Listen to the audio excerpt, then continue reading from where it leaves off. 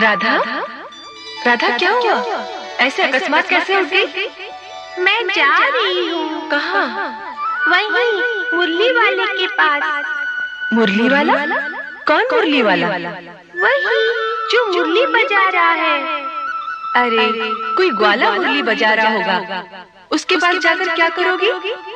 वो मुझे बुला रहा है ना। तुझे बुला रहा है? राधा, ये अचानक क्या हो गया तुम्हें? अरे, कोई ग्वाला है, अपनी गैयों को बुला रहा होगा। तुझे क्यों बुलाएगा भला? नहीं माँ, सुनो ना, मुरली मेरा नाम लेकर पुकार रही है। राधा राधा राधा राधा राधा। ये विश्वानंद जी की लल्ली है, राधा। हमारे बाबा ने कहा है कि तुम इसे अपने संग ले जाओ खेलने के लिए। अच्छा मैया, चलो। अरे, तनिक रुको तो। इसे थोड़ा सा दूध तो पिला दो। बरसाने गांव से आते आते प्यास लग गई होगी। बेटी, तू यहाँ बैठ जा। मैं भी दूध लेकर आती हूँ। आप देख लो, मैं अपनी इच्छा से नहीं आ रही हूँ। आपकी मैया ने न्योता भेजा है, इसीलिए आ रही हूँ। मैया के न्योते में मेरा भी न्योता सम्मिलित है। अच्छा? हाँ, कालिया नाग के फनों पर नृत्य करते हुए तुम्हारी बहुत याद आ रही थी। जी चाहता था कि अगर तुम साथ होती तो वही रास्ता जाते। तो आज्ञा कर देते। बस संकोच में ही रह गया। आपके संकोच से हमारी हानि हो गई।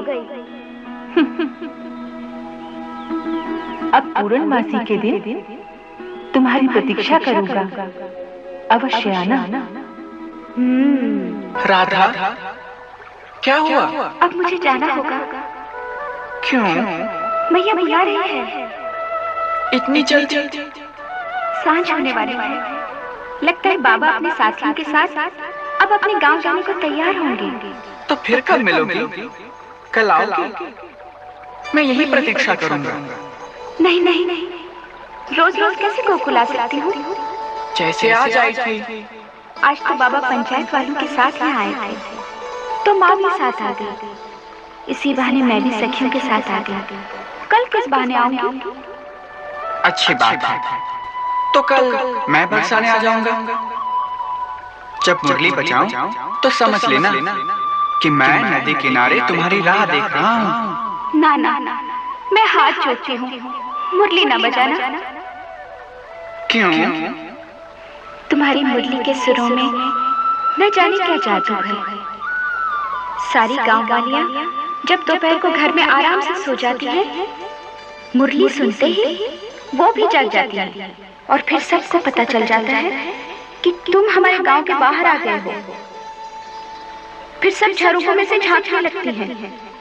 मैं कितनी भी छुप छुप कर आऊं, फिर भी सारे गांव में बात फैल जाती है। घर घर में मेरी और तुम्हारी चर्चा होने लगी है। जब गली में से पानी लेने निकलती हो तो सब मुंह घुमा के ठिठोली करती हैं। तू नहीं जानता तेरे लिए मुझे कितनी निंदा सहनी पड़ती है।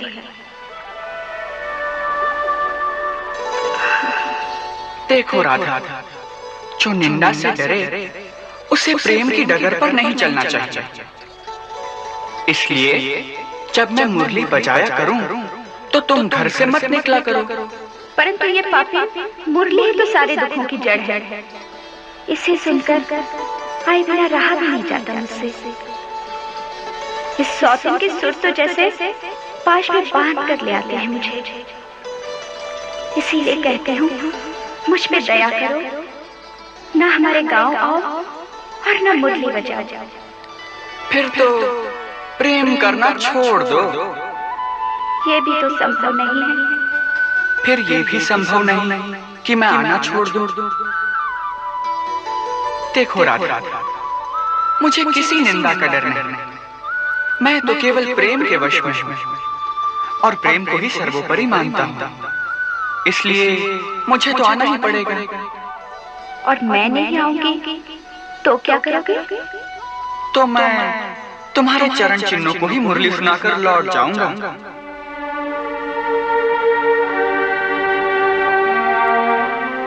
मेरे चरण चिन्हों को? हाँ, तुम प्रातः घाट पर सखियों के साथ जल भरने जाती हो ना? हाँ।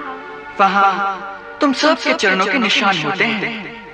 मैं उन सब में तुम्हारे चरण चिन्हों को पहचान सकता हूँ। बस उन्हीं को प्रेम करके लौट जाऊंगा। बस आप मुझे जाने दो। पहले कल मिलने का वचन दो। कान्हा, मैया आ जाएगी। पहले वचन दो। बोलो हाँ।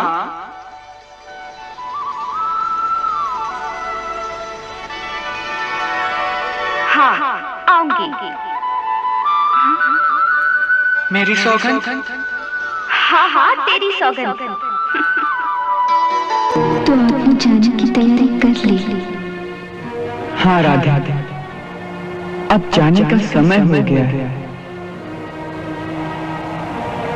कल हमें विदा करने गोकुल नहीं आओगे? नहीं। तुम जानती हो कि हम फिर लौट के गोकुल नहीं आएंगे, इसीलिए जाने से पहले एक बार दर्शनों की अभिलाषा है।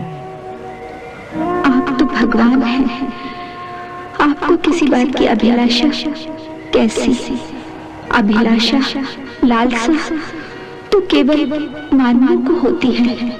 हाँ राधा, तुम ठीक कहते हो। भगवान को कोई मानवीय अभिलाषा नहीं होती, परंतु भगवान भी प्रेम का भूखा अवश्य होता है।